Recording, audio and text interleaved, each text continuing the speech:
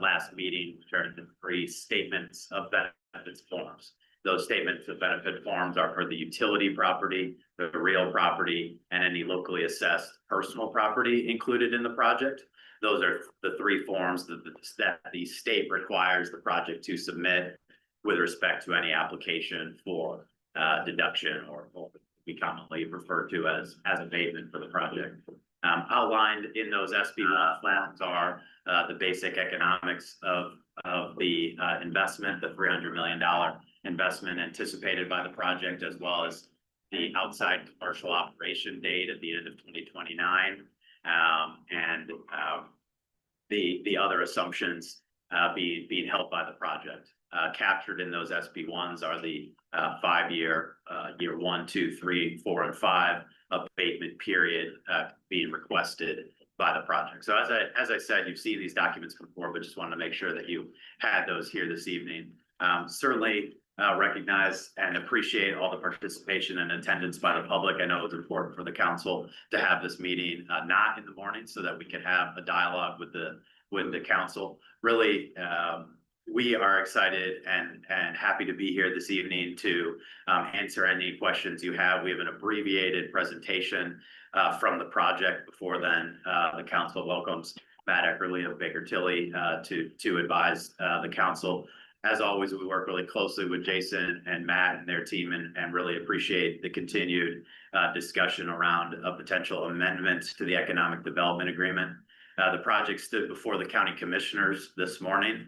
The 2 county commissioners made a motion, passed and voted on that motion that if the project and the county are to ultimately reach and agree upon terms of an economic development agreement, and the council were to approve the extension of the abatement period, that the commissioners would support signing that economic development agreement. Of course, inherent in that agreement is coming to those terms, which has been an exercise we've been doing with Jason and Matt Eckerly and the Baker Tilly team for some time now. We look forward to continuing those after this public hearing. This public hearing is a requirement of state law. That requirement is to hear the public comment on whether or not the project should support creation of an economic revitalization area. In this instance, we already have an economic revitalization area, and we are just adjusting the boundaries of that. And those are those maps attached to the resolution before you that you already signed. So thank you for your time and discussion. Look forward to any questions that you might have. I'll hand it over to DH, but seeing maybe a preliminary question. On the thing that we signed on our last meeting, this is just to have this meeting. We haven't really agreed to anything in this. Yeah, it's great. We talked a little bit about it last time, but good to remind those that were there or comment for those who were not there. There's a 2-step process. There are 2 resolutions. The first resolution for you today is nothing other than preliminarily establish this area and allow the council to host the public hearing, which is why we're here tonight. No abatement has been extended. No economic development agreement has been otherwise amended. No deal has been reached on that. The project has an economic development agreement that's been amended once. It's made an ask of the council and the commissioners to amend it again, but otherwise no deal or terms of that amendment have been reached. Thanks for clarifying. Thank you. I'll hand it over to DH to provide some project comments. Thank you.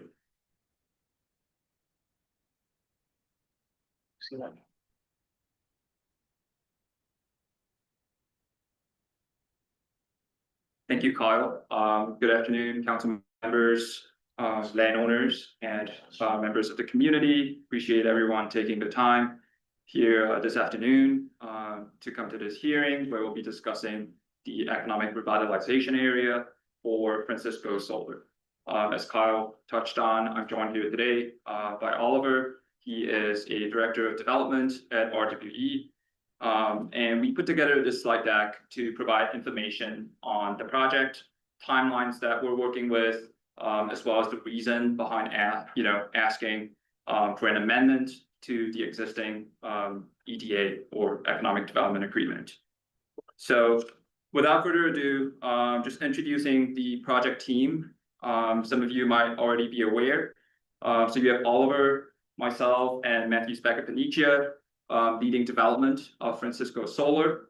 We also have Logan Manili. He is senior associate in community engagement, so engaging with local stakeholders and county stakeholders like yourself. Also Rodney Flora, he is a senior manager from our land team, acting as the interface between us and landowners on the project, should they have any questions or concerns throughout the development process.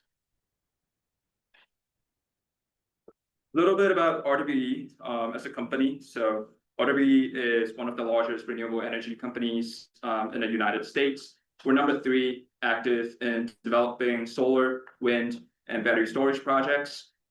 Particularly in Indiana, we have a really strong presence with an operational project in Madison and Tipton County. It's called Wildcat Wind Farm. That project has been operational since 2012. We also have a couple of other projects in late stage development. So Prairie Creek Wind in Blackford County, that has been permitted in 2023, and limited construction has started this year. We have Blue Stem Solar up in Northwest Indiana, in LaPorte County, that received its permit in 2024, with construction expected to begin next year.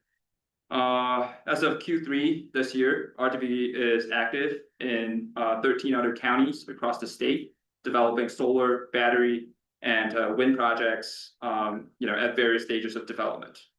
One other thing that sets us apart from other developers is the fact that we own and operate our projects. So we're here, in the community for the lifetime of the project. And it's a different business model that does not apply to most developers, but it's something that, we can say proudly. A little bit about Francisco Solar. It's a 200 to 250 megawatt solar project powering approximately 43,000 homes. It represents a minimum investment amount of $300 million into Gibson County. And at this time, we are expecting construction to begin in the first quarter of 2027, with operations to be achieved between the last quarter of 2028 and the first half of 2029.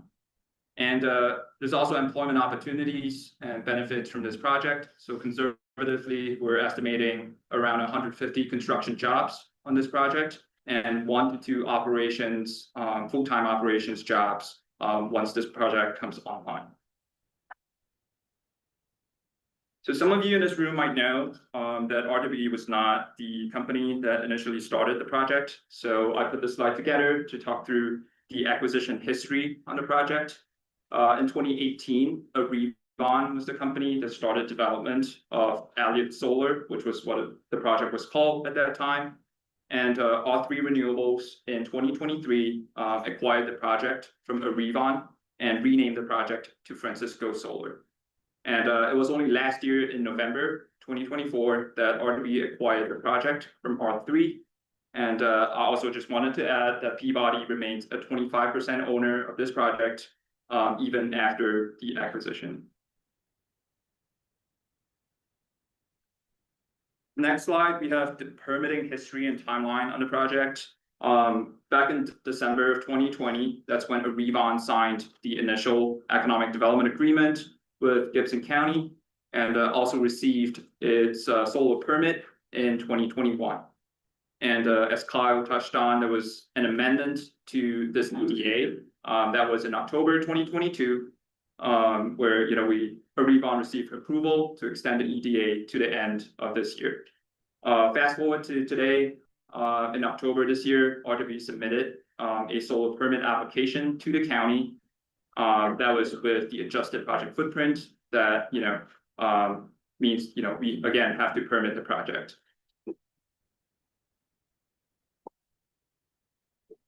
To summarize the request that we have in front of you today, we're coming in front of you to seek an amendment to the current economic development agreement and abatement. So first of all, we'd like to request for an adjusted ERA, or economic revitalization area, for the project. We also like to seek extensions for the following deadlines that is highlighted in the EDA. So pushing back the commencement of project construction to March 1st of 2027, and the completion of project construction to December 31st of 2029. And also to push back commercial operations to December 31st, 2029 as well. And the reason for seeking these, extensions is project delays, largely as a result of the grid interconnection process. So in this part of the country, we're governed by MISO. MISO is the Mid-Continent Independent System Operator. So, it's an entity that we have to go through to apply to connect to the grid. And that process is a lengthy process that takes anywhere between 3 to 5 years to complete that process. And there's two main reasons for the grid interconnection delays that the project has experienced to date. So first of which is the project acquisition process. Like I talked about, Arevon initially had the project, R3 then took it over, and then now RWE has the project. So as you can see on that timeline there, Arevon submitted its initial MISO interconnection application back in July 2018. However, before R3 took over the project from Arevon, Arevon withdrew the interconnection queue position. So what a queue position is you essentially stand in line to connect to the grid. So this delay essentially means that the project interconnection timeline got pushed several years backwards. And I just wanted to be clear, the R3 interconnection position that was submitted in September 2022 will be the queue position that the project will proceed with. And the second reason that the project has experienced delays with grid interconnection is MISO delays in itself. So MISO, the process is 3 checkpoints, right, known as phases that a project has to progress through to connect to the grid.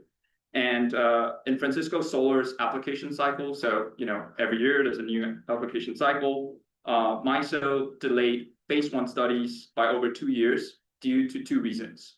One of which is cascading delays from previous cycles. And secondly, there's an exceptionally large volume of application requests in that cycle. And this is something that's outside of the developer's control. It is something that affects every developer in that same queue cycle. So that's the reason why we're seeking an extension in the deadlines, as I've highlighted. So this slide shows the map of the economic revitalization area, the adjusted one that we're seeking.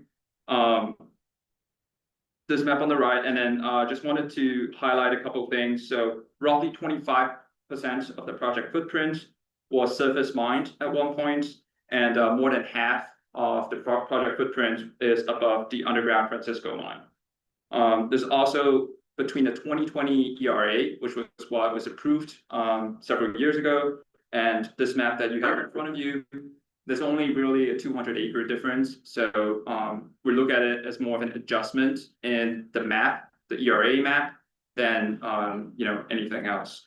But on this project, we have a total of 3,800 acres leased. Within the project fence, there's a total of 3,800 acres leased in the project footprint, but then we only have 1,300 acres covered under panels. So that pie chart there shows the kind of split up between acres leased and acres that are eventually utilized within the project fence. And as you can see, it's about a third. And just want to be clear, what you see on the map, just because it is shown on the ERA, does not mean that it will be covered in panels. A lot of the land that we have shown on the ERA has to be used for setbacks, has to be used for, there's other considerations, right? Constructability, environmental, wetlands, water bodies, cultural, so things like that. So that is the point I just wanted to highlight. But with that, that's the end of my presentation. So I'm happy to take any questions that you might have.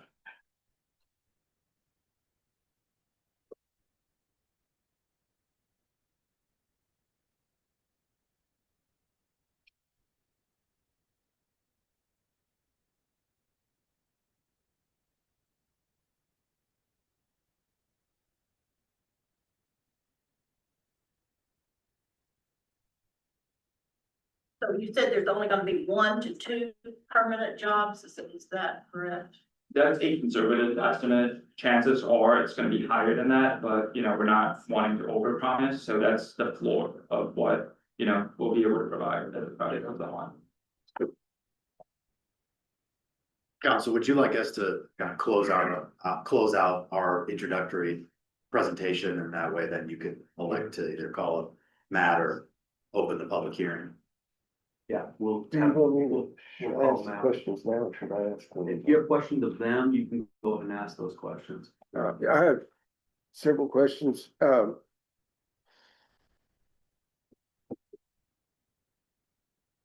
You're wanting the abatement for 0% for 5 years, and on the Baker Tilly information that we got, it doesn't have the first 5 years as to information how much the county would actually be receiving in taxes if there was no abatement. It starts in 2031.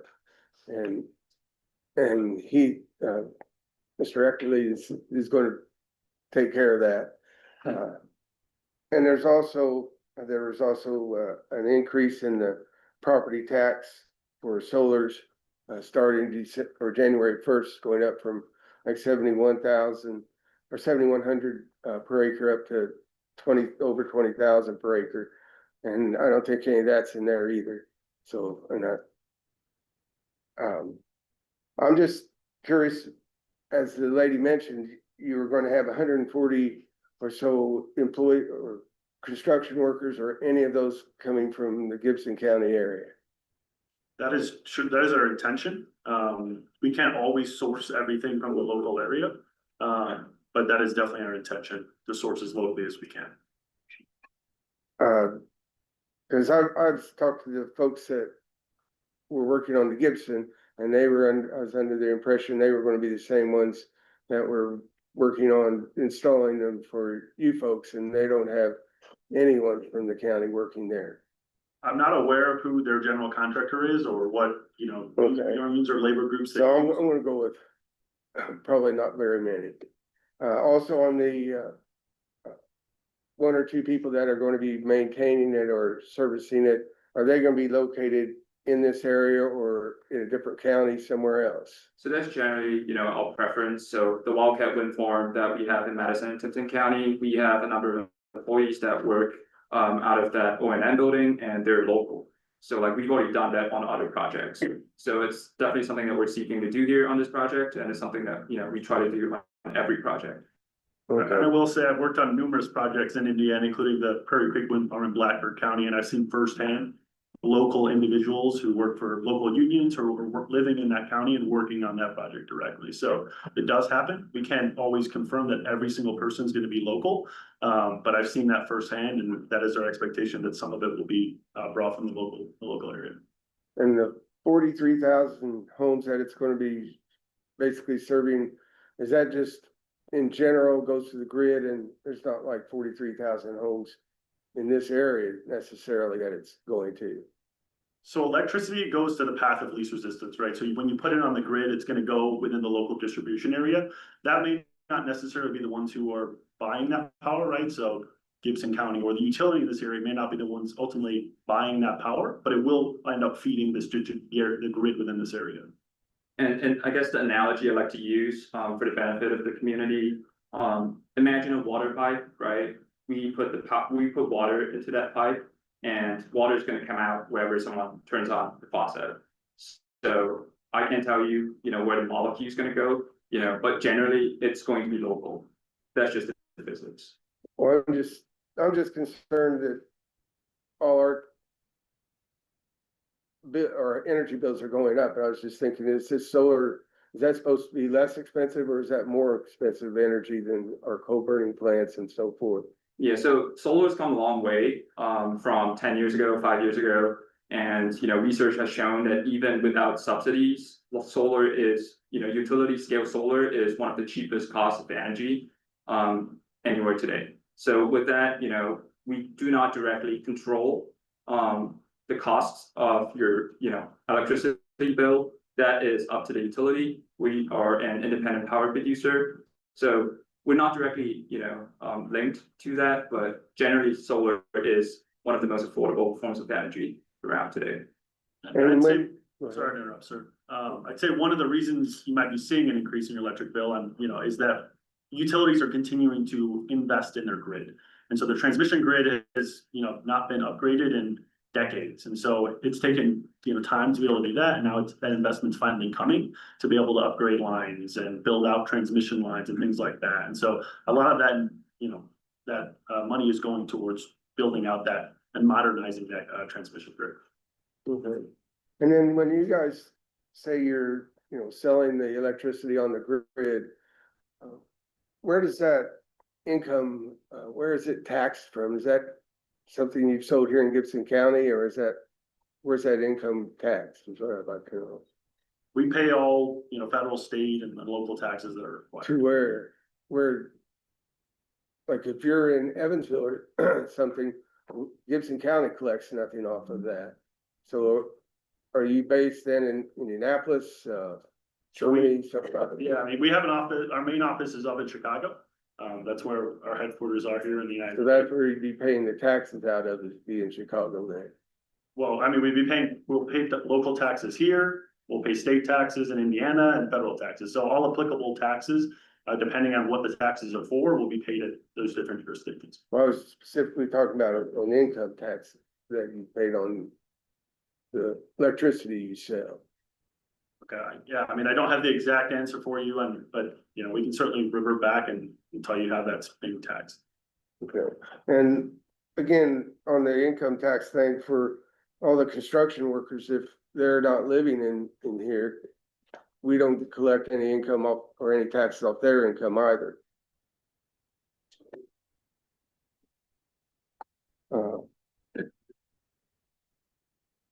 And I don't think we'd be collecting any wheel tax or surtax off of any of the vehicles that they use, or all the vehicles going to be from out of state probably as well on the construction end of it and maintenance. I would say that, that hasn't been established yet, right? We haven't gotten to the point of needing to go into construction and where all those resources are gonna be sourced from.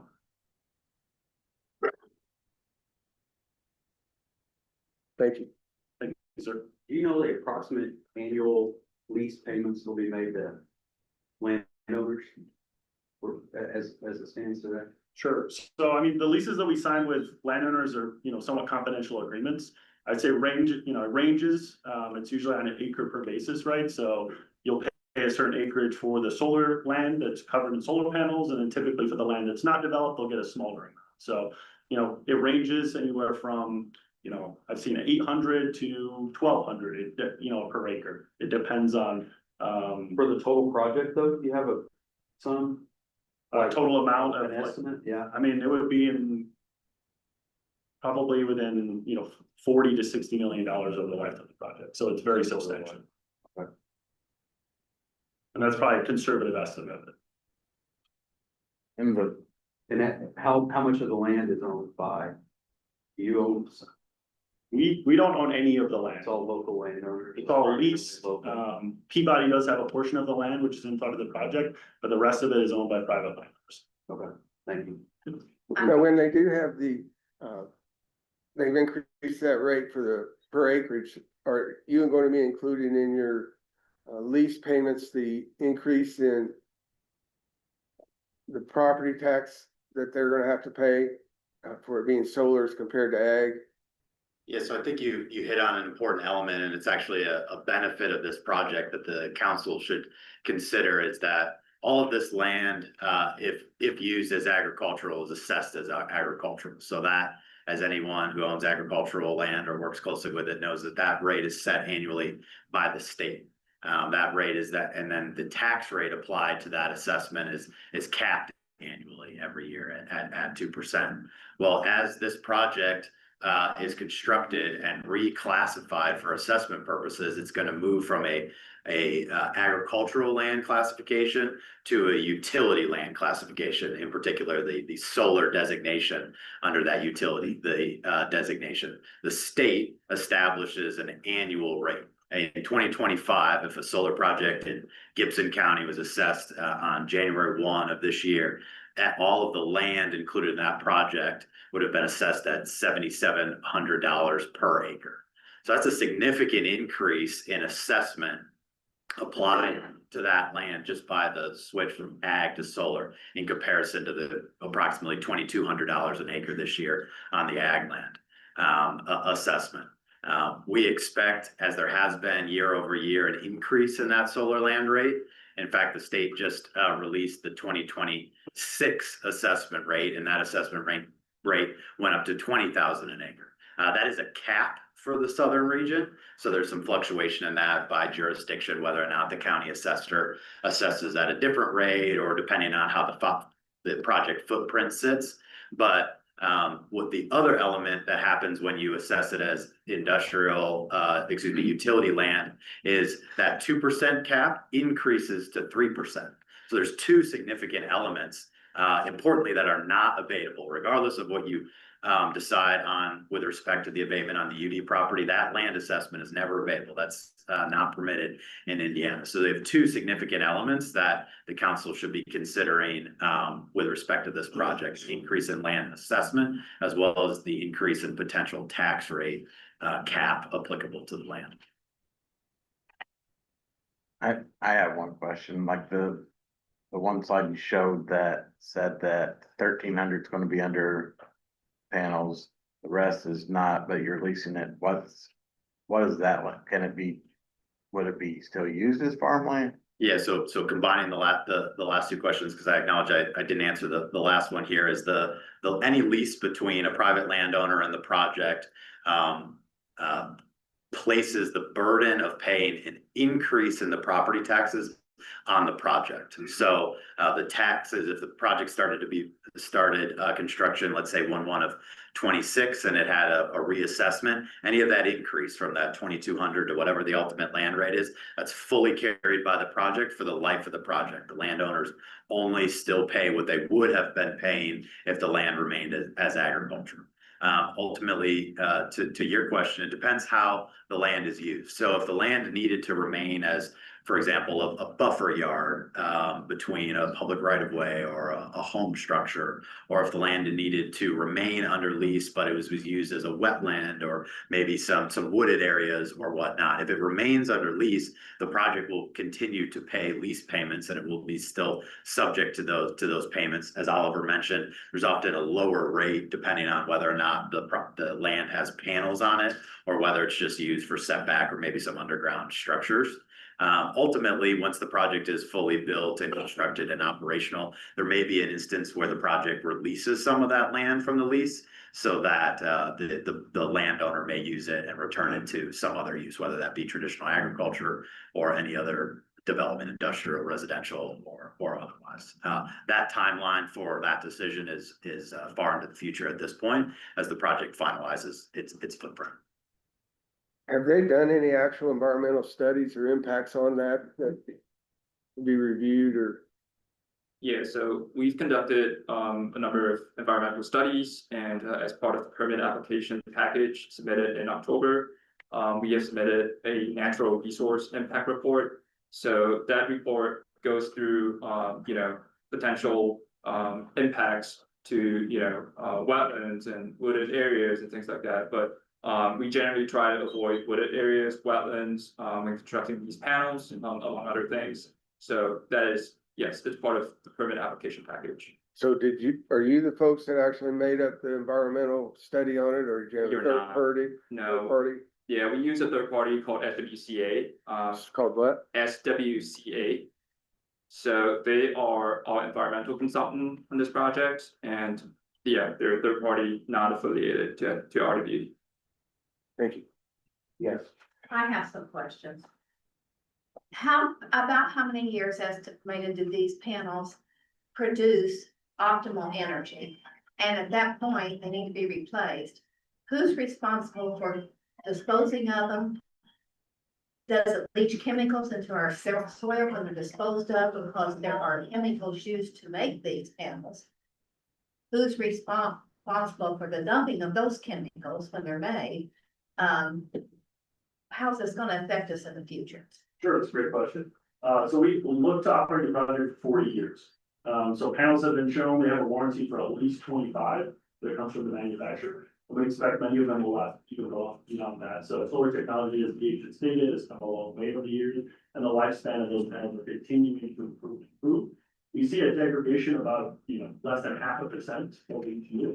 So even at year 2025, you're still getting 80 or so percent of the production out of there. So they can continue to go on. Now, when we need to recycle them, we do have a program in place to be able to recycle them. So many of the elements within the solar panel are made up of glass, aluminum, things like that, that can be recycled. And so we have a process in place to be able to recycle that as well. Okay, what about the parts that aren't able to? Then we'll dispose of that according to federal and state regulations. To make sure that those don't end up going into soil or contaminating water. And just to add to that, sorry, just to add to that, 75% of the panel by weight is bad. And then, as Oliver mentioned, there's aluminum, there's, other, things that you can find in that TV right there. It's exactly the same thing. There's a bit of silicon, which is, essentially sand. So all these things, they're standards established that, we adhere to as, a leading company in the space. That, whenever it comes to disposal, and you sign 2 deals, I think, with other companies, I don't have the names, off my head right now, but 2 deals with companies, just establish recycling programs in 2025. Also, already you can't drive around outside our little town, and it's little, without seeing hundreds of solar panels, thousands. Property value, when that's right across the street from you and it's all solar panels, what's that do to our property value?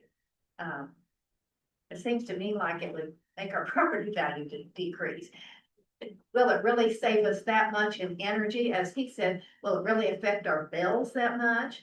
And if that's the case, also, how much, even if Gibson County gets some of those tax dollars, how much will Francisco get of that? There's a couple of components to the question there. So I think the first one was property value. So I don't know which town you're referring to. Francisco. Francisco, okay. We haven't built our project yet, so I know there's other projects in the county. Property values, we've seen time and time again when we've looked at those projects that have finally gotten into operation, that there hasn't been a decrease in property values to those. So we've had, spoke to local assessors within the state of Indiana, Illinois, surrounding states, and they have not seen a drop in property values due to these projects. Okay, and one more question. In your study that you've done, in your survey, the heat that's generated from these, does that affect our weather at all? We don't, yeah. We have Have there not been seen, any studies done there? there have been studies, not studies that are really as the mission itself, but there's been independent studies that have done on a variety of topics, including the heat that comes out of panels, things like that. So generally, a panel is designed to absorb light from the sun to generate power. So, there are other types of solar technology out there that reflects light. And that's, generally where we hear about, heat causing issues in the surroundings. But, this type of solar PV technology absorbs light and, there's no ambient increase in temperature beyond the project ends. There is a technology, and they use it in the desert sometimes, a concentrated solar that will send heat for the tower. But this is a different type of technology. And it's something that, people put on their roofs, all the time, and, it's the same technology. So maybe for the council's consideration, perhaps, unless the council had additional questions now, maybe the project sits down and then, certainly Jason Spindler can comment on this, but we would, listen to the public comment, write down thoughts, and to the extent that the council members wish for us to respond to any of the questions that were asked, you can call those to our attention, and we'd be happy to answer that. One more council. question and then we'll move on. Has anyone done any kind of economic study as to how much the county benefits from this project? Are there any numbers? Does anybody have any numbers? If I may introduce Matt Eckerly from Baker Tilly. Great segue. I haven't, Are you a plant? Did somebody pay you? Take my job? Yes. they're asking for tax abatements. Well, what are we abating them for? I mean, why are we giving them credit for, I mean, when are we gonna start getting money to the county? Is it gonna be in the next 10 years, the next 5 years? They're gonna be tearing up our roads, our ditches, our properties. They're gonna be all over the place. We've already dealt with it down here. Spoke about it in the last meeting. What's the benefit to the county? Briefly, Matt, I don't know when the timing is best too, but just a brief discussion about property taxes and the piece of pie. Sure. Assuming you have that. Yeah, Okay. there's a lot of layers, and as was referred to earlier, there have been some recent changes that we haven't yet had the opportunity to model. So we prepared a preliminary analysis, but I'm not gonna dive into the weeds of that tonight because there's been an evolution, in particular due to the change in land valuation that came out of the state right before Thanksgiving. I'd like to give my staff some time over the holidays and not be the guy who's like, you gotta work on Thanksgiving. So we've already corresponded with Jason on that. We're gonna be updating our analysis, but that makes a material effect. So, to start at the beginning with property taxes, as you referenced, that's the primary revenue stream from these projects that local governments see. You'll also see local income tax impacts from the lease payments to those private landowners. We haven't modeled that. We've been engaged by the county to analyze the property tax effects, which have changed substantially since we looked at this project for the first time back in 2020, thanks to Senate Enrolled Act 1, which Governor Braun signed into law earlier this year. So think about property taxes. One thing that's important to note is that in Indiana, the amount of property taxes that you can raise as a county council, or that East Gibson Schools can raise as a school board, or the town of Francisco can raise, that's mainly dictated by the state of Indiana. So new growth and assessed value from projects like this, what that really does is it spreads out the tax base over which you can levy those property taxes, which are controlled by the state. So what happens is the increase in assessed value really puts downward pressure on tax rates. So a way to think about it is if this project pays $100,000 in property taxes, that's $100,000 less that other taxpayers in Gibson County have to pay. So the new development does not equal new money.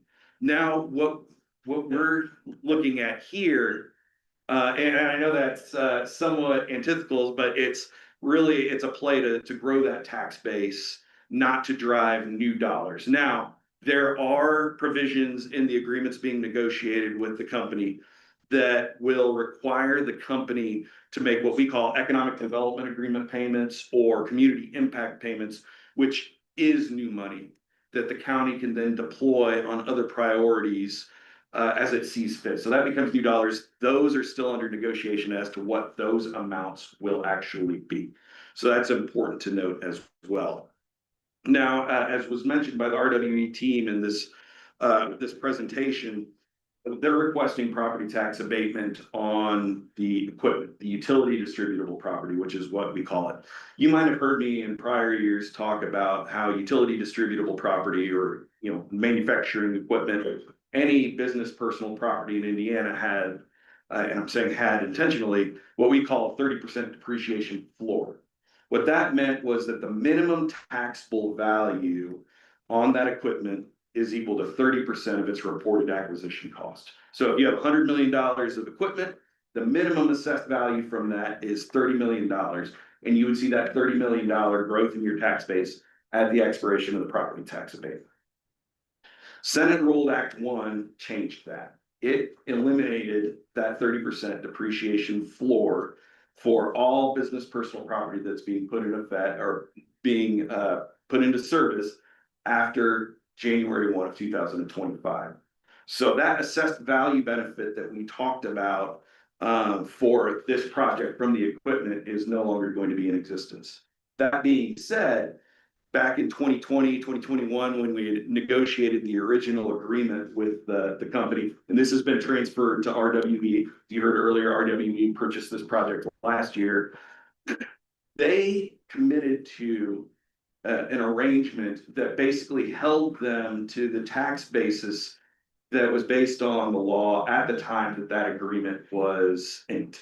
So based on 2020 law, 2020, I can't remember when this one, it was it 2020, Kyle corrected me, in 2020, where that 30% depreciation floor was in effect. So what's going to happen is that once the abatement rolls off, the county is going to be making a calculation each year saying, okay, here's your actual tax bill based on current tax law, and here's what your tax bill would have been pre-Senate Enrolled Act 1 when you had those floors in place.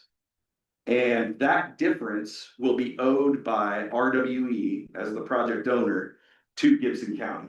And then that also gets distributed to the overlapping, the affected taxing units like Barton Township, East Gibson Schools, et cetera, et cetera. So that does become dollars that the county is going to receive and that those other taxing units are going to receive to, in recognition of the economic value being generated by the project. Now, again, we had an analysis, it was preliminary. We need to update it because of that change in land valuation. And what part of that analysis that we're doing is what would the taxes be with the floor in place?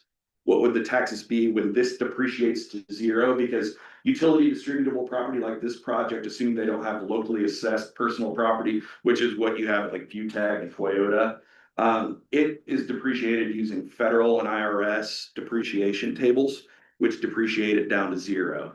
Other taxpayers, personal property taxpayers in Gibson County, it's treated differently. So we will be analyzing what is that difference and quantifying for your benefit, and we'd be happy to share it in a forum like this. Here's what they're called additional EDA payments under the agreement. What will those payments be to the county? And those are not property tax payments that are subject to those levy limitations that we discussed before. So to your question, we're working on it. We had a number and then things changed, so we're going to update accordingly. And when we start talking numbers in public, they're going to be based on best information available at that time. I know, Councilman, you also had a question about, well, what happened? We're sitting in 2025 now. The Baker-Tilly analysis doesn't start until 2031. The reason for that is because they have the outside in-service date for this project as being December 31 of 2029. So we're assuming 100% comes in service January 1 of 2030, and it's first taxed in 2031. So that's why you're seeing paid 2031. I've asked Kyle if they've got any estimates on kind of a phase in of where some of the components of the project come in service earlier, so we can model that accordingly. We'll also reach out to the county assessor and get her feedback on when, and I've used this bad pun twice already for an electric project, and I'm going to use it a third time. When she flips the switch on the treatment of the land valuation from ag land or whatever current use of that land is to the solar land, which based on current DLGF rules would be assessed at $20,000 an acre max. So we're working on all of that. Apologies for the kind of moving targets that we're working with. But we are modeling all of that, accounting for Senate Enrolled Act 1, isolating the impact of this project. You are still going to see some of that assessed value benefit from the change in land value, from some of the real property improvements.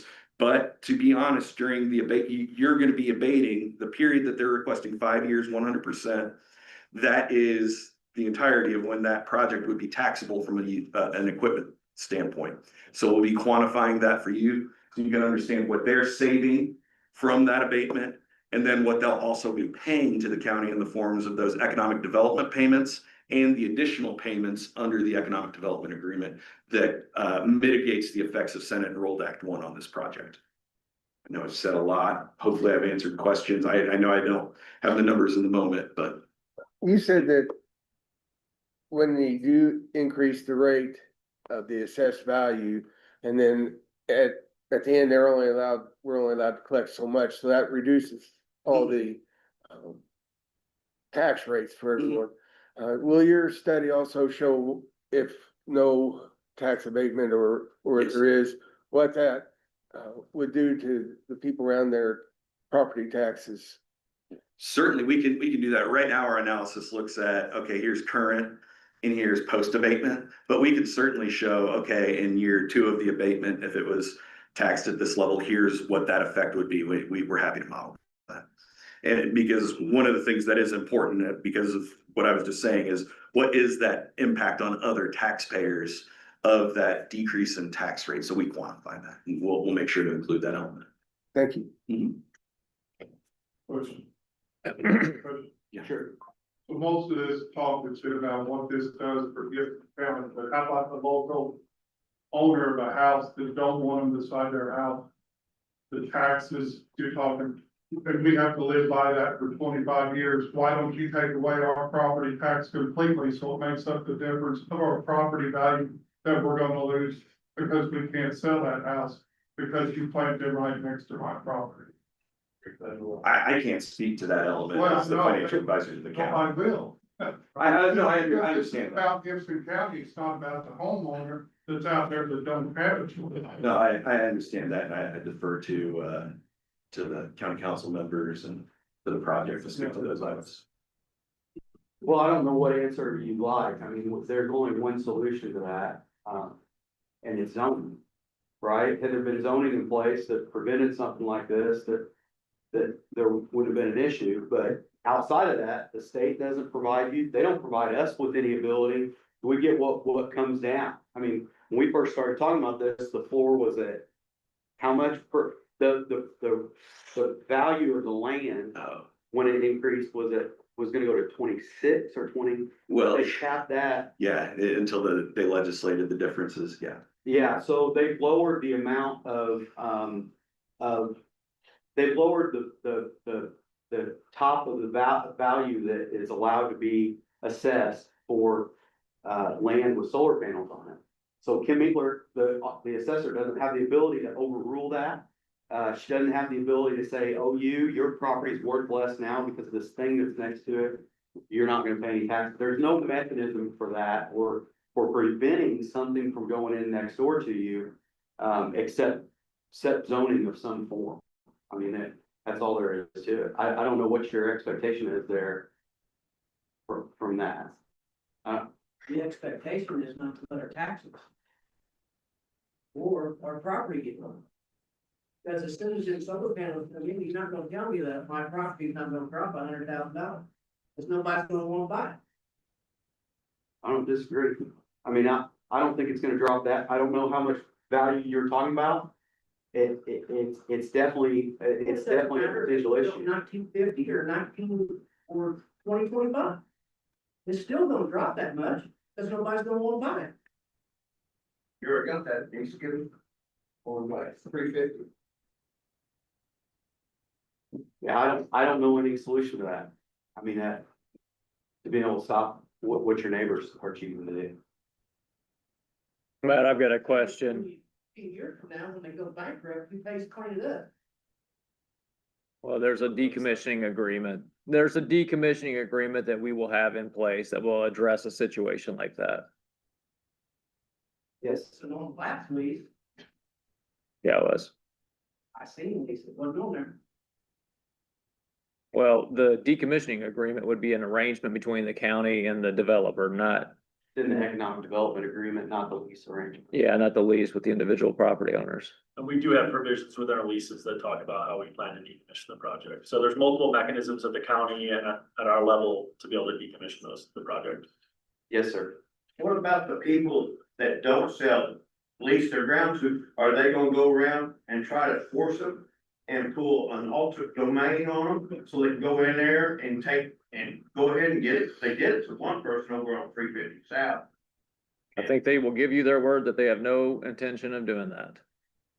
Yeah, we're not a utility, we're an independent power producer, we don't have eminent domain or anything like that. Everything we do is with private landowners who have looked to lease their property. Because it looked like to me on that map, you got some places in there that's shaded, don't have your collar in there.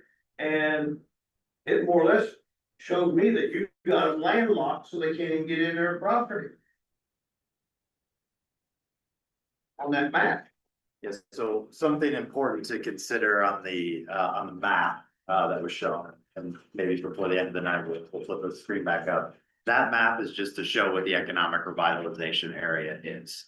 what the economic revitalization area is and where the project area is may not be the same exact footprint. In fact, the footprint of the project is gonna be smaller than the ERA area.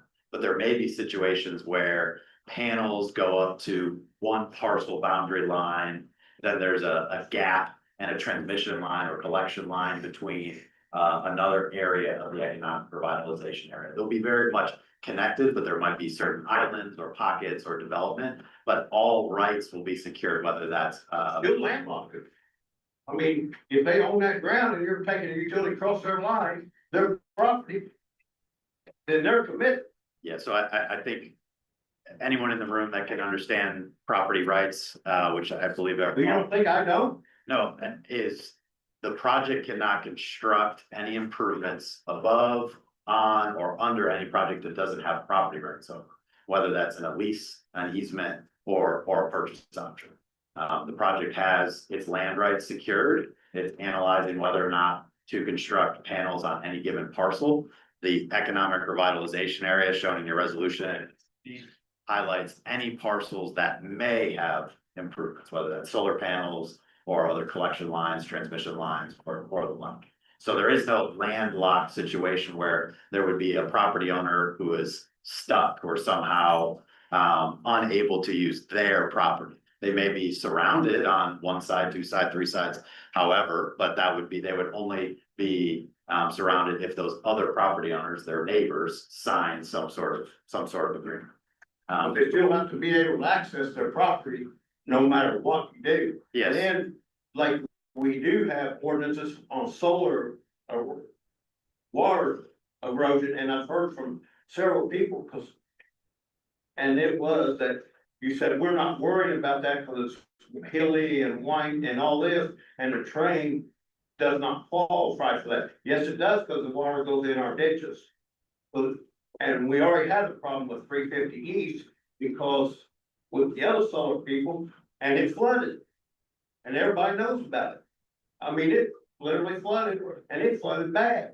And it's just and a lot of it was from all them solar panels running in ditches, just couldn't handle it. So we have that, and we have that in play where you have to do something with solar water. And I think you guys do what you want, but I just think that it's, yeah. Yeah, so the project is certainly interested in having conversations with participating owners, neighboring landowners, councilmen, commissioners. I know there's at least one in the room here, if not two, Jason Spindler, about the impact of this project on the community. How to mitigate those effects. There's certainly a decommissioning agreement, a road use agreement, an economic development agreement. Many of the comments that I think we'll hear tonight are very zoning-based, development standards based.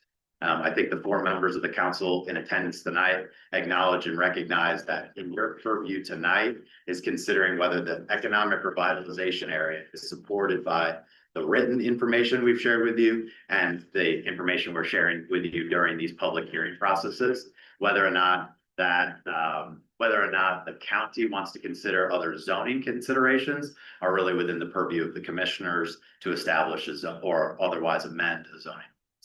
Thank you. Matt, do you have anything else to add? I think Jason had a question for me. I do. So Matt, if the developer said, forget it, we don't want the abatement, we're not gonna do the EDA, we're not gonna do the floor. There are millions of dollars ahead by doing that. Is that correct? Yeah. And conversely, Oh, sorry, go ahead. you're fine, conversely, with them agreeing to, let's say, 15% and a 5-year abatement. The county in that situation is millions and millions of dollars ahead. Yeah, that's a good question, Jason. So as I mentioned, post Senate Enrolled Act 1, they can depreciate down to 0. So they would be paying, if they received no abatement and developed the project, they would be paying property taxes on that equipment after it's in service until it depreciates down to that 0. And then they're not paying anything over the remaining 40-year life. And so you call it basically 35 years. The economic development agreement with that mitigation language that I talked about to adjust for the effects of Senate Enrolled Act 1 or other laws, What that does is it protects the county so that you can receive a minimum benefit at whatever floor you agree to, where you receive those additional economic development agreements outside of the property taxes during that 35 years after the abatement expires that you otherwise wouldn't be getting if that agreement was not in place. And we'll have that quantified as this evolves. Thank you. Matt. Does anyone else have any other questions? I think we're gonna open it up for public hearing. Yes. We'll open it up for public hearing at this time. So if you are physically able, we want you to come up to the podium. There is not a vote that's happening tonight, just so you know. And we don't want to talk about zoning issues. I think that's been made clear. This is not a zoning question for this evening. You will be on a timer. When you hear the timer go off, it's a 3-minute timer. When you hear that go off, you've got to stop. Any interaction with the developer, council, myself counts towards your 3 minutes. So who wants to go? Yep, and when you come to the podium, state your name, please. Also, if you've not signed the sign-up sheet before you leave, please sign that sign-up sheet over here on this table. We're good. Okay, thank you. We'll start in the front of this side of the room. Do you have any comments? No one in that section? Move over here. Any public comment? It's a question. Sure. So what? Can you come to the podium, please? Okay.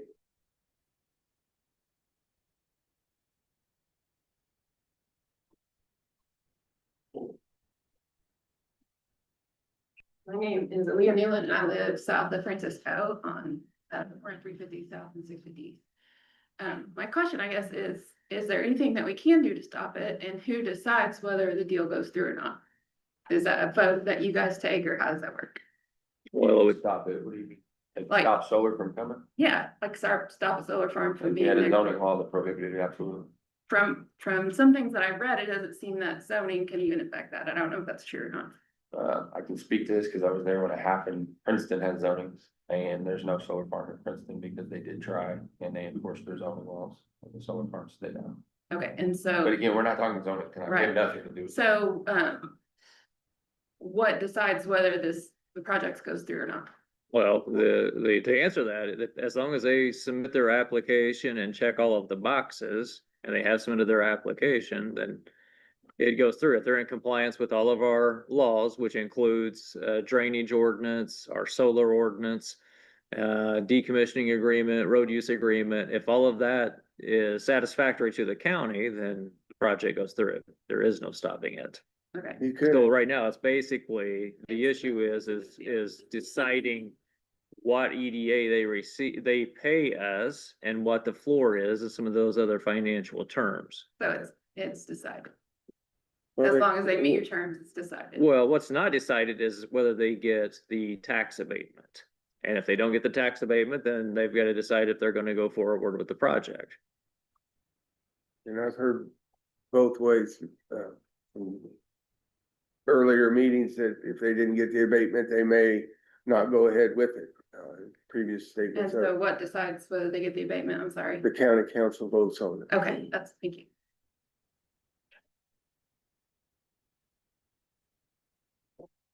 Did she say her Don't forget to state your name, please. Thank you. Farm borders, part of what they've got leased. Kevin Schmidt. He's east of me. And I've got a dry pond right next to his property that takes water runoff from the top of what he's got onto me. And who's gonna be responsible for more water coming off that onto me? Who's gonna draw up the plan to handle more water that comes over onto my property that I farm? Who's Well- responsible for drawing up a plan to handle that? The developer submits a plan and then, Me? no, to the county. And then we outsource that to an engineering firm named 3i. They review it and make sure that the drainage is gonna be proper. It's about the best I can say as to that. I don't know if you and your team I'd have? like to know who's gonna be drawing it up, me and the guy that I've got renting my ground to be satisfactory for the runoff for me, cut my field up. Yeah, so we're gonna work with a third-party engineering group, and they're gonna work with 3I to establish that drainage plan, and then that'll be voted on. So if that's not satisfactory to me, then what do we do? So the drainage plan is gonna be developed so it doesn't impact your property.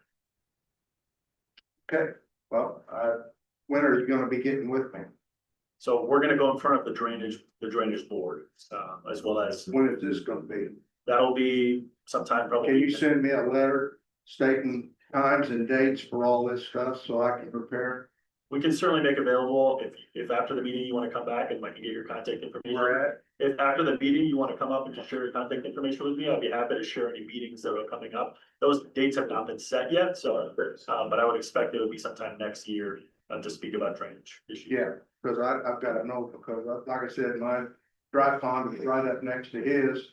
And I think you're gonna be you've leased his ground, so, since it's not gonna be farmed anymore and you're gonna be having it hard, it's gonna be more runoff for me to handle. So if there's more water coming off of me, there's gonna be a problem, that dry pond can only handle so much. Those plans will be submitted to the county. Once we do that, they're publicly available, so they can be looked at by anybody. And I'm happy to share once we know when those dates are. If you provide me your contact Yes, information. I'll we'll give get you my contact there too. Thank you.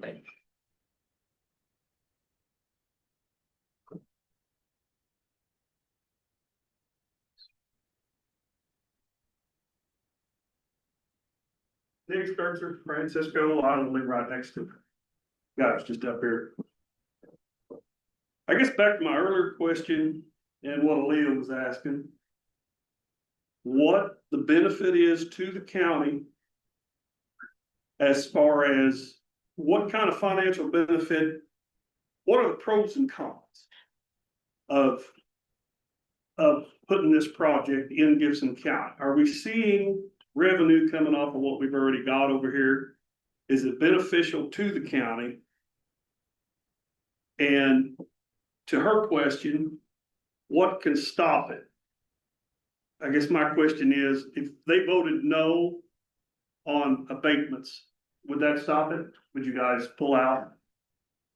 We would have to assess what impact that would have on the project. So there is a way to stop it, not necessarily through zoning.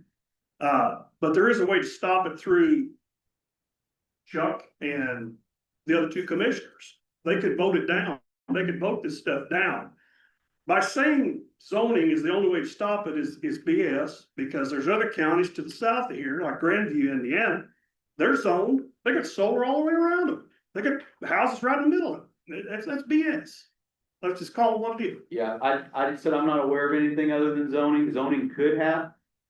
I believe. I'm not an attorney, but. But what I'm saying is, you guys sitting here and the commissioners have power to shut it down in some ways. Okay, I'm not saying that you can say, no, they're not gonna do it. This taxpayer gets more benefit than this taxpayer does. This landowner gets what he wants. Yeah, property rights, I get that.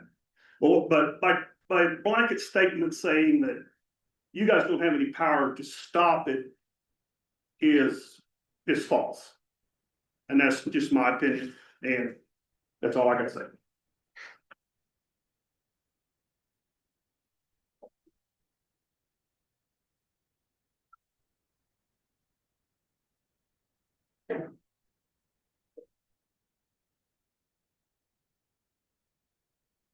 Any other comment?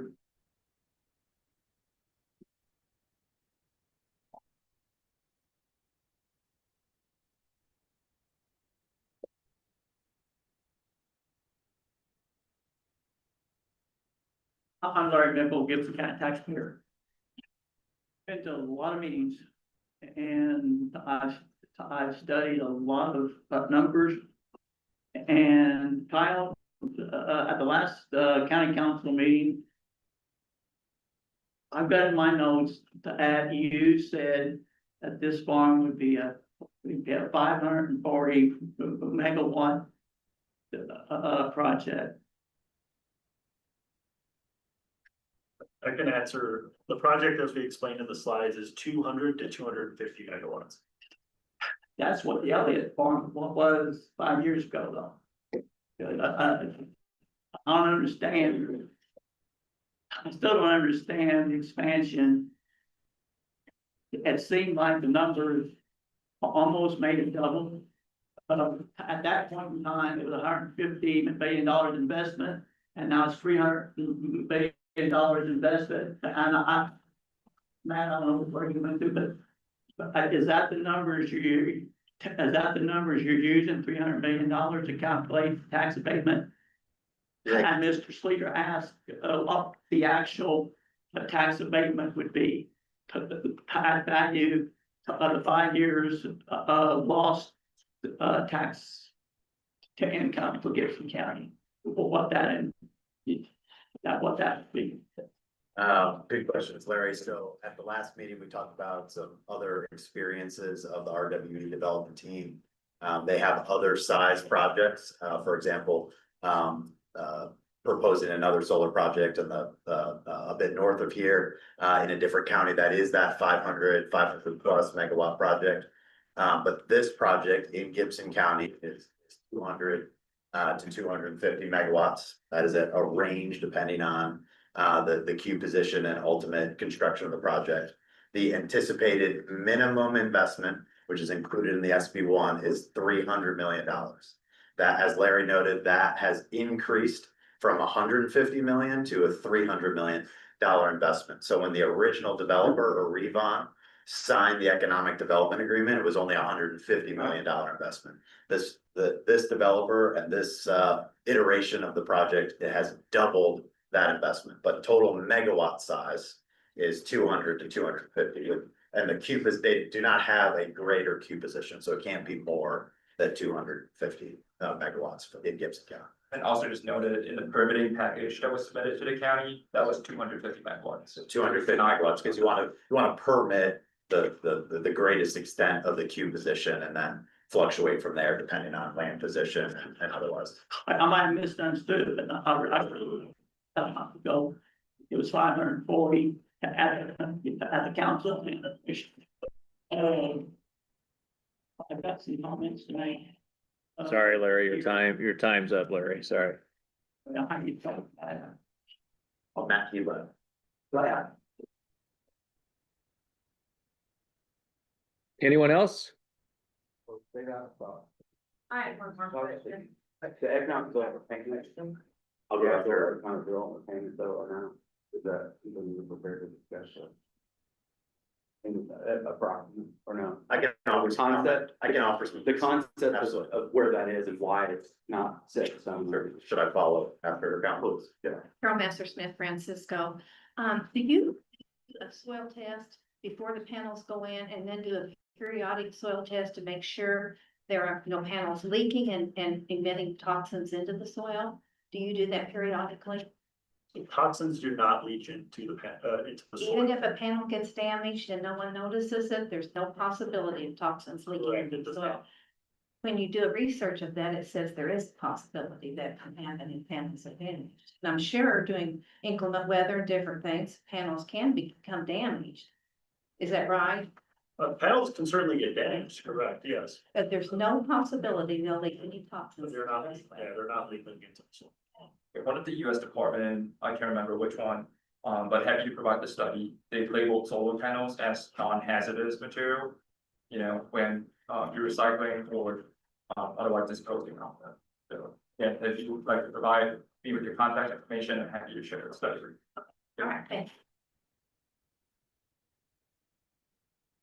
Nick, I'm trying to get your question answered about economic benefit as much as possible. I just got one more question. Sure.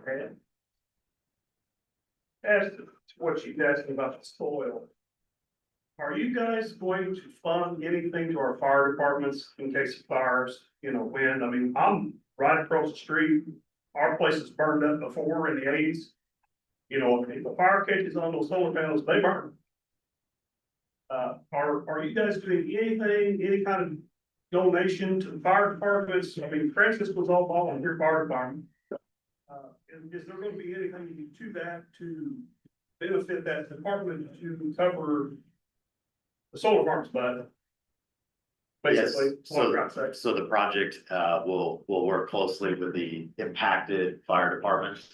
Ultimately, I know it was a concept captured in a prior solar project where certain of the economic development payments were routed to the volunteer fire department. In that instance, I think it was the Barton Township Volunteer Fire Department for the Francisco Solar Project. The Oklahoma City Park and Francisco. Yeah, so with this project being larger, having a different footprint and being located in a different area of the community, we would want to make sure that all of the impacted fire departments have economic incentives in the way of those economic development agreement payments. Both the council and the commissioners can advise on distribution of those dollars.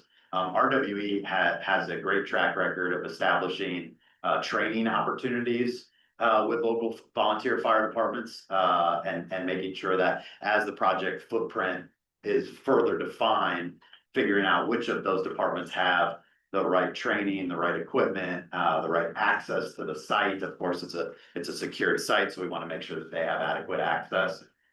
Interesting, I've always found this interesting, the higher likelihood of fire instances are actually in the grass and the brush. It's a brush fire as opposed to the solar panels igniting or setting on fire. And so it's not as much of a training with respect to just impact of the solar panels, but the whole project footprint. RWE remains committed to that in the same fashion as other developers before you. Sorry, just to add to that real quick, so we've had several conversations with the Francisco Fire Department, Chief Lewis, standing back there. Several meetings, and we have a member of our health and safety team that will be meeting with the fire department early next week. So these conversations are progressing, hopefully we're able to answer, most questions that you have. A draft emergency response plan has also been provided to Francisco Fire Department and also submitted as part of our application package. So just wanted to provide the context for the grid. So just to kind of reiterate that last point, as Jason was saying, there's a checklist of items that needs to be submitted to have the commissioners issue a permit. One of those items or several of those items have to do with health and safety, decommissioning, fire mitigation, and the like. So those have been submitted and ultimately will be reviewed by the commissioners. There's been a line of questionings about the economic benefits, the pros of the project. When this project originally signed an economic development in 2020, the project promised only, if you will, $1 million of economic development payments. That would mean in lieu of paying taxes during that 5-year period, it would pay $1 million. At that time, that was a very competitive deal for both the county as well as the project. It has become much more expensive from an economic development agreement perspective across the state and in the southern region of the state for projects to sign economic development agreements. Why? Is because projects and counties alike want to make sure that that bucket of dollars that is being saved in taxes is more of that savings is being shared back to the county. So if the project is saving X amount of dollars, $1 million of property tax and savings, that's $1 million that wouldn't be distributed to all the different tax units, your schools, your library, your conservancy district, fire department, et cetera, the cities, counties. What the economic development agreement payments do is that those get to be put into a separate fund that doesn't need to be distributed to all these tax units. Well, the project is committed to increasing that $1 million to become closer to where the market sits right now. So from December of 2020 to December of 2025 in 5 years, that percentage give back, if you will, has increased over time. There's a couple different benefits or pros to a project. This is the biggest one. How can we unlock new dollars. So Matt at Baker Tilly spoke about how these new property taxes the project will pay, these aren't new dollars. So when you increase your budget every year because inflation and this person and this person in their department is asking for money, you have to create revenue for that. But a new revenue that the project creates doesn't mean you can just spend that money for any purpose. It just means it's new tax dollars that all the residents and taxpayers in the community don't have to pay. There's this sort of inverse relationship. Well, how do we bring a project into the community and actually create new dollars? By signing an economic development agreement so that the project, instead of paying those taxes during that short 5-year period of the project, what it will do is pay economic development payments so that you can contribute to schools and fire departments, to road improvements. I see a lot of counties improve their broadbands, build new bridges, improve bridges, buy new, I don't want to give any ideas, but buy new fire trucks, buy a new ambulance, right? I mean, do things that are going to benefit the community, because ultimately this community is capped in the number of dollars it can receive and spend on an annual basis. Every single year, this council sits in an arduous process in August, September, probably into October, setting your annual budget. And you're like, how can we steal from Peter to pay Paul? How can we move dollars from this? How can we allocate this? And I've said in a lot of your council meetings, you guys do a great job discussing that. This project wants to come into your community and create new dollars. There's only one way to do that in this environment, is create those economic development payments. That negotiation of that percentage give back, there's a couple factors that go into that. Certainly it's that investment that we just talked about, that $300 million investment. It's the depreciation floor. So for a long time, many decades, there was a 30% depreciation floor. That is now at 0. The governor signed a law early May of this year that is now at 0. So there's going to be this dramatic decrease when the project comes online, that it can depreciate it all the way down. The project is committed to agreeing to an economic development agreement for the life of this project that establishes some floor above 0, so that we can actually create new tax revenue, new property tax assessed value for the project. So we can couple that with the EDA payments and new assessed value. The other factor in this is how many taxes each year is the project going to pay on the land. We talked a lot about that at the beginning of the presentation. So total EDA dollars, the percentage give back, the land assessment, the assessed value percentage, all of these factors weighing together. You need a lot of smart people in the room. Jason Spindler, Matt Eckerly, the council, the commissioners, the project, talking about how can we balance all of those things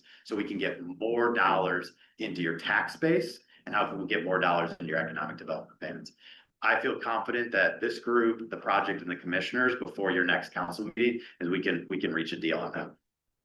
Jeremy, does that answer your questions there? Yes. I want to just call out one other thing before someone asks me to sit down here, is last year you established a budget. That budget for the year of 2025 assumed, I want to give you a couple numbers here, that between Barton and Center Township, where this project is largely located, the annual assessed value was about $204 million. Okay, so total AV in Center and Barton Township, about $204 million. If the project generates about $45 million in assessed value, and I think the project, between the land assessment, the new UD property, will get in that ballpark, and honestly, it might be a conservative estimate. But just for conversation's sake, if it creates $45 million of new assessed value, that is 22% of your current assessed value in Center and Barton Township. That's one project. That's not a Walmart, that's not a Kroger, that's not a gas station, that's not a data center, that's not a big industrial complex, that's not a new Subaru facility. That's just one project over the land we showed you today will just generate in a 18-month period, 22% of the new assessed value in Barton and Center Township. That's a significant number. That's a transformative number, and it's a number that you don't see in communities across the state. A much smaller number, but if we're following my line of thought, your total county assessed value this past year was $2.8 billion. Again, if this project generates $45 million in assessed value, 1.6% of your total county assessed value would be generated by one project, one developer coming to you asking for a 5-year abatement and willing to increase your assessed value significantly and pay economic development agreement payments. That's the benefit of this project. Sit down.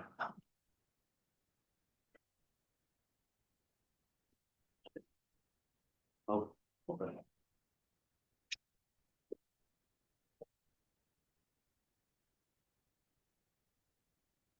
I just want to point out that when he said site, but you're signing away 3,800 acres.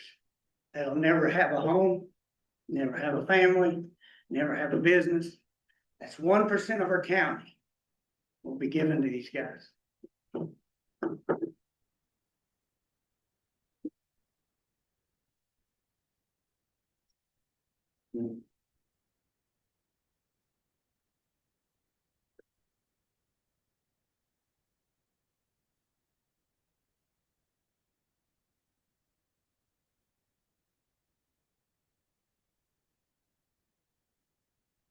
Seems like you've heard a lot of negative. State your name, please, sorry. I'm sorry. My name is John Hassanar. My family has a farm inside the project area, and we have leased.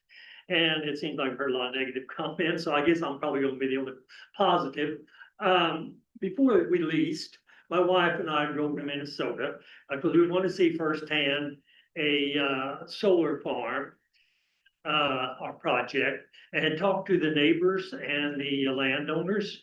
And we did talk to several neighbors to the project, and they said that first there was a lot of opposition, but after the whole thing, they started to learn to live with it. They said it didn't seem to bother them any and anymore. And of course, the landowners, they were happy with the project, because apparently the solar company was doing what they said they would do.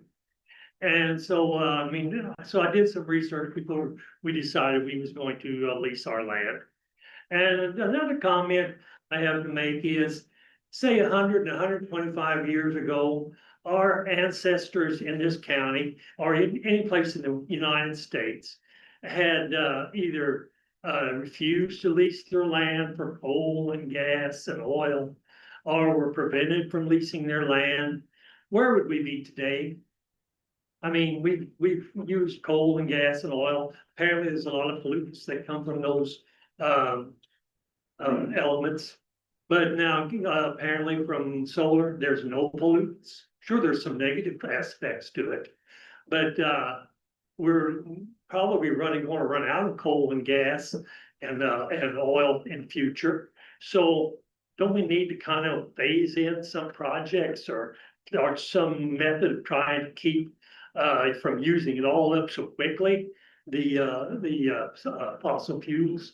So I think, you know, maybe we need to explore some other aspects or other revenues or other avenues to get some more synergy in our project. Which I guess, which would you rather have, a solar farm next to your house or a nuclear power plant? I mean, so I mean, that's something we gotta look at too. And coal and oil and gas, they weren't always pleasant neighbors either. I mean, you got the smells and you got the runoff of the salt waters and all those things. We've dealt with all those things through the years where we had saltwater pits. We had to cover them up, and then we had to haul manure after manure after manure on them to get the fertility back in those other things. But people didn't worry about that because they had electricity and they had, you know, gas and diesel fuel. Those are all the things we wanted, we needed. So I mean, I guess where would we be today without all those things?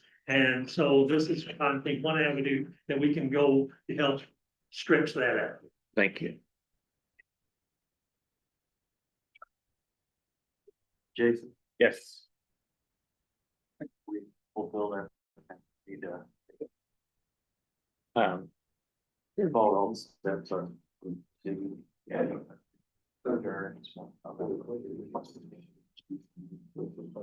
Yes. At this time, we're gonna close the public hearing. And I'll turn it back over to the president. Are you coming out? Okay. Public hearing. Thank everybody for coming out tonight, expressing your opinions. We also have,